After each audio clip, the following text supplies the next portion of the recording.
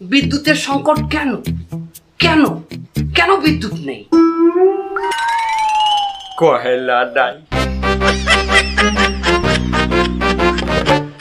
আপনি একজন কয়লা মন্ত্রী, এ কথাটি বলতে আপনার লজ্জা করলো না?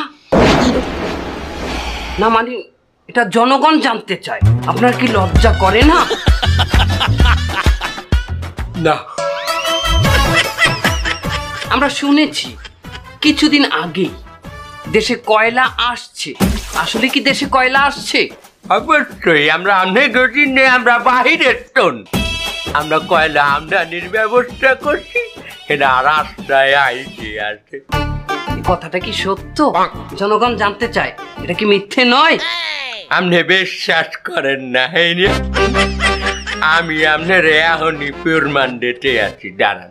আমি ডাইরেক্ট যেখানে টন কয়লা আইটি আছে সেখানে আমি ফোন আপনার সামনে দিব, আমি জনগণের সামনে ফোন দিব, এখনই দিতে আছি। খারাপ কয়লামন্ত্রী, কয়লামন্ত্রী, আপনি বোধহয় ভুল করছেন।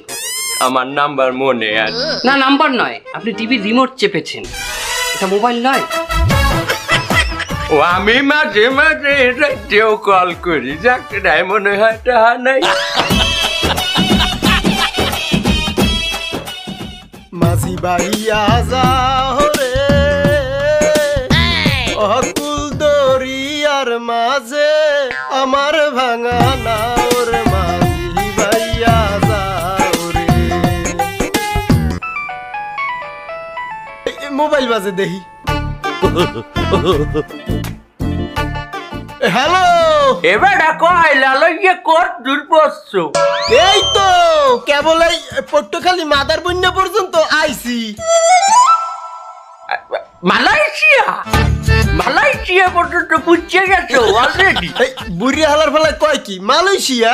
মাদার বন্যা মালয়েশিয়া পর্যন্ত আইছি। এবার আর কি পরিমাণ কয়লা তুই আনতে আছো আমার ঘটে আছে? এই তো কুড়াই কাছাইয়া কতগুলো চুলা খুঁজছে, কেবল মোটে এক বস্তা কয়লা পাইছি। কি বললেন? 1 লাখ টন?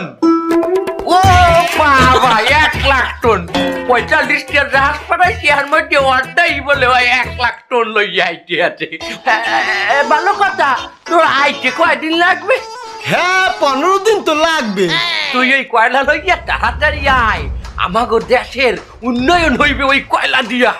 কি এক বস্তা কয়লা দিয়ে দেশের উন্নয়ন হারবেন? মুই তো বুঝি এই বোতল ভরে দাঁত মাজনি বানাইবেন।